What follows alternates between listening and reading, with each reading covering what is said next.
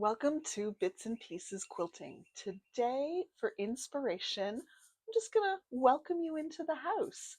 We've done a ton of renovations over the last year, and the front entranceway is going to be today's inspiration. So let's step inside and I'll show you what I mean. This is the new floor. And, if you thought maybe a quilter lived here, there might be signs. Let me turn the camera around and show you what I mean.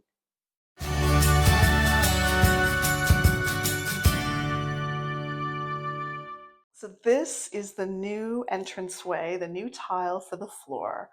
We wanted something light, but something interesting. And as soon as I saw this, I couldn't help but think, oh my goodness, it looks exactly like a quilt pattern. So this is going to be the inspiration for today's project. I need to get some fabric, but I'll walk you through my fabric choices and then we'll see what we can turn this into. Brought the fabric down here to the entranceway to show you what we have chosen. I asked Jason to help me look through the collection to see what was going to work, and this is, I think, is what we've come up with. We're going to use this creamy beige for the background. Now we're not trying to, we're trying to work with the fabrics we've got, and we're not trying to make this perfect, but I think it's going to look really good. We've got this medium light gray color for the gray, a bit of a slightly textured black for the black pieces. And then this sort of beige color was a little bit harder to choose from, but I think we've settled on this one. It's a bit yellow, it's a bit warm rather than the more taupey color, I guess, of that. But I think this is going to work. And we have it. And then I think I'm going to use this as the backing for the project. I might substitute it for the front for the beige, but those are the fabrics I'm going to work with. So not an exact match, of course, but I think if you come into the house and you see this entranceway, and then you go sit at the table, or if you go hang out at the kitchen island with this as a table topper, I think the connection's going to be pretty obvious. So let's go back up to the sewing room and get these fabrics prepped for cutting, and we'll go through the details of the pattern. The final size for this table topper is going to be 22.5 inches, so I don't really need that much fabric. And the center medallion is actually quite simple. I need 4 pieces of each of these 3 colors. I'm going to make 2 of the white with black, and each of my half square triangle units from these will yield 2 units. 2 black with gray and 2 gray with white. It's really that simple. So what I'm going to do is draw a line down the center of one of my 2 pairs of fabrics, pair it up with its partner, take it over to the sewing machine and sew 1/4 inch on both sides of the line, slice it in half for my half square triangle, press those seams open and square these up to 3.5 inches. These are 4 inches to start with. So that will give me all of the triangles for the center medallion. Then I will have some pieces to fit into the corners and probably a little bit extra so that my medallion is floating. So I've got the math there, but I need to double check it. And then we get into borders and it's really that simple. So I'm going to make my half square triangles and then we will check back in as to the other pieces that we need. I have all of my half square triangles made, pressed the seams open and squared up to 3.5 inches square. And so now I'm going to start the layout of this center piece. So I've got my 4 gray and black half square triangles and I've laid them out in a pinwheel. And now I've got my I've got the pattern up here on my computer screen for reference, just so that I don't mess this up. But then I start to make the points like this.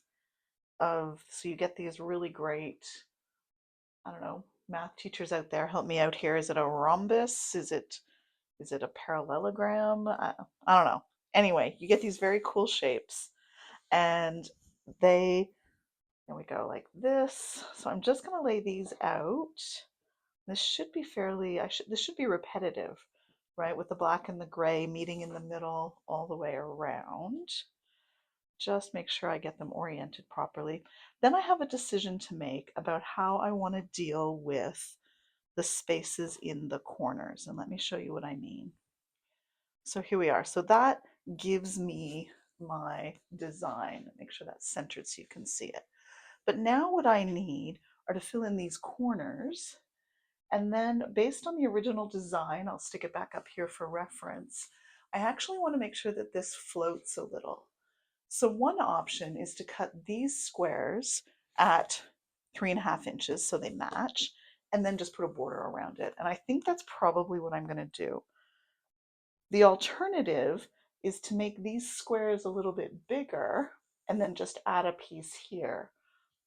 But I think those extra seams are going to look a little weird. So I think what I'll do is I'll cut 3.5 inch squares, and then I'll put probably a 2 inch border just around the center medallion just to space it out a bit before I do the first border.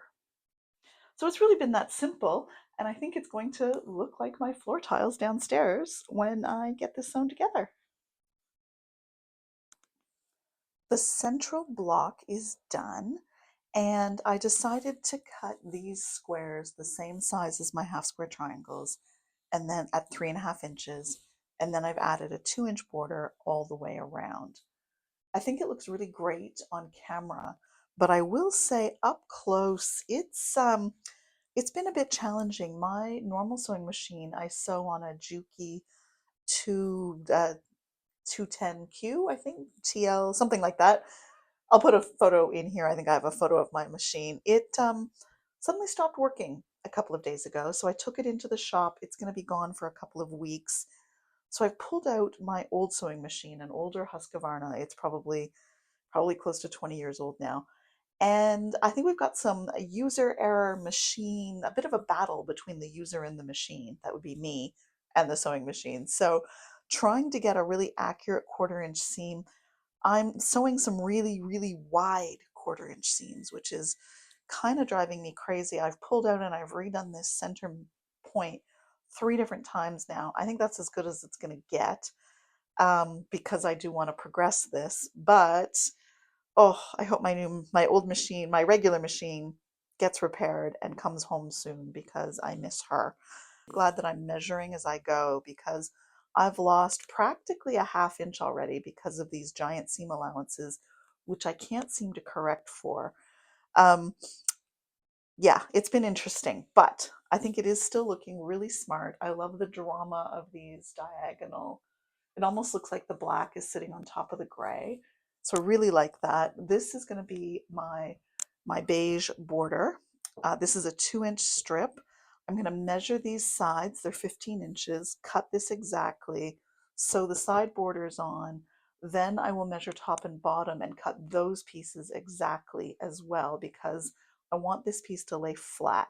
So I know what the math should say, but reality is turning out to be a tiny bit different. But I think it's coming together well. So I'm going to add this border with some black cornerstones in both sides, and then I'll put a 2.5 inch border on the whole thing, and I think it's going to look great. And so here is what the table topper is going to look like on our little 4-person dining table. It expands, so it's not maybe going to work if we have other guests to pull out the leaf, but I think this is really cute. The entranceway is way over there, but I think the connection between the table topper and the floor is going to be pretty obvious. And let me show you where else I was thinking that this would be useful. And this is the kitchen island. We all know the best parties happen in the kitchen, so I can see people gathering around and using this as a little topper for the island here for snacks or for drinks or just to decorate the snacks, just to decorate the island a little bit. I'm really happy with it. I'll probably wait till the machine comes back from the shop in order to quilt it, but I think this is going to be a new addition to the house that reflects the floor. We have the inspiration and we have the final product. So what do you think? A little silly or a nice tie-in for the decor of the house? This was a fun and simple project. There's infinite inspiration in tile floors. In fact, I have a whole folder of pictures of tile floors that may become future quilt projects. I hope you enjoyed this. Thanks very much for watching, and don't forget to make the most of your fabric bits and pieces.